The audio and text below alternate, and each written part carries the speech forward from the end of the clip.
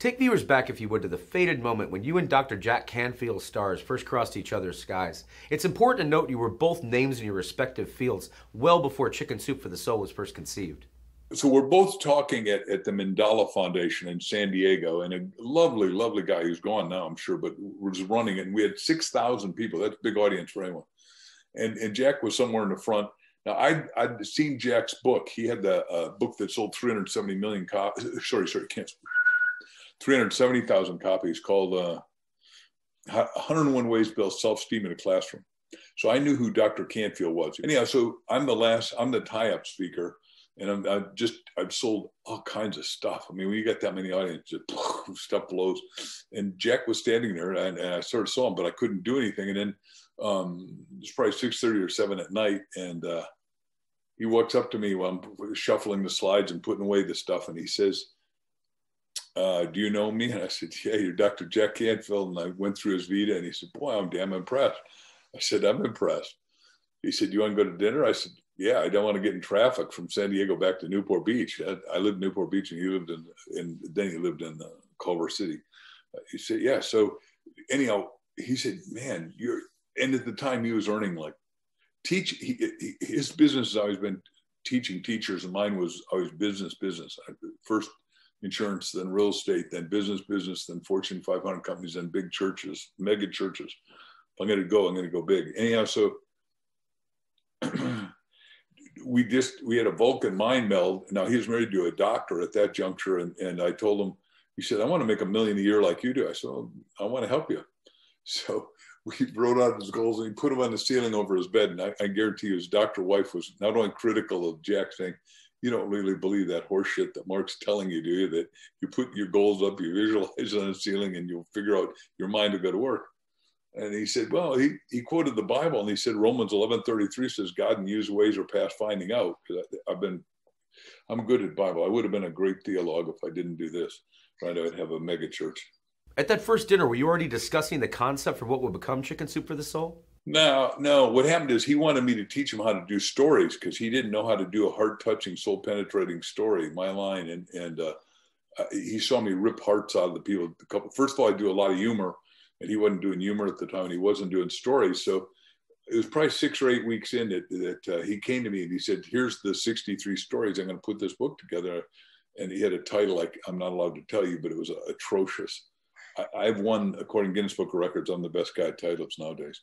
Anyhow, so I said, Jack, those are all my stories. 100% of them, if we're going to do it, you got to do it with me.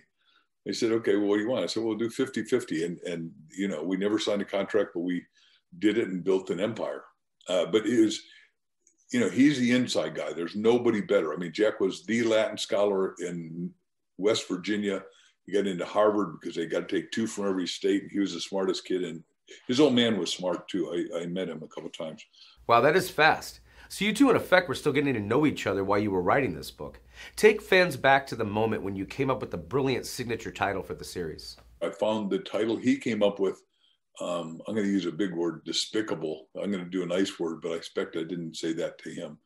And I said, Jack, man, now I teach in like this book, that you start with the title. Don't everyone writes a book and then spends 10 minutes on the title rather than 10 hours on the title. And it takes longer than that to write a book, but I don't care who you are.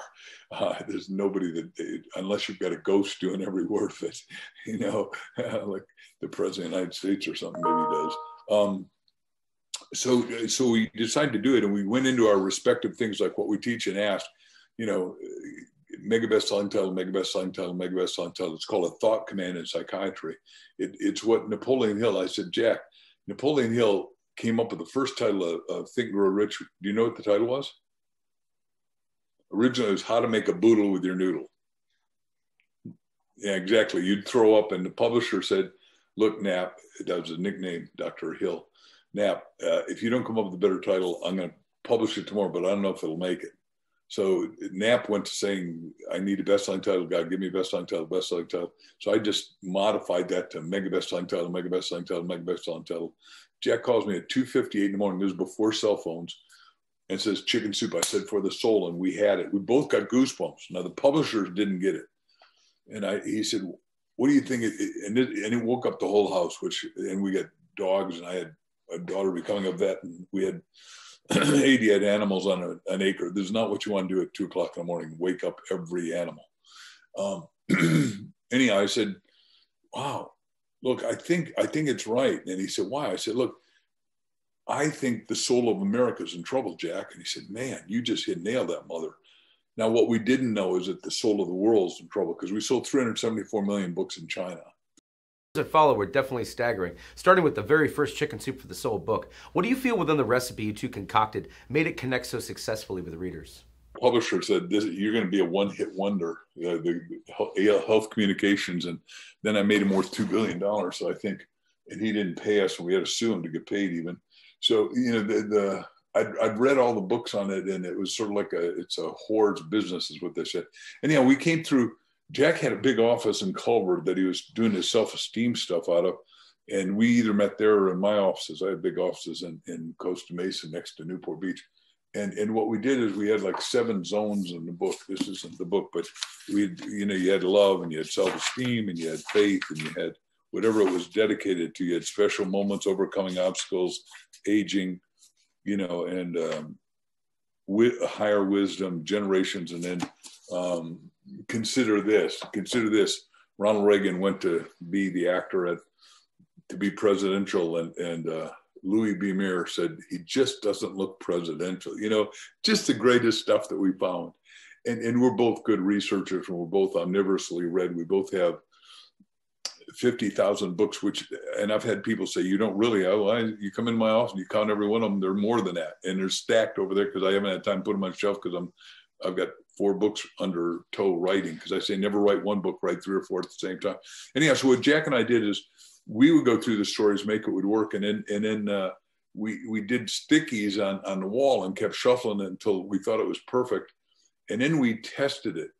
Like once we had the one-hit wonder, we had 2 or 3 books under toe, because the publisher said, holy cow.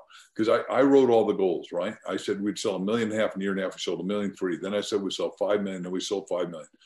Then I said we'll sell 10, and we sold 10. Then I said we'll sell 15, and for years we sold 15 a year, 15 million books a year. Damn impressive.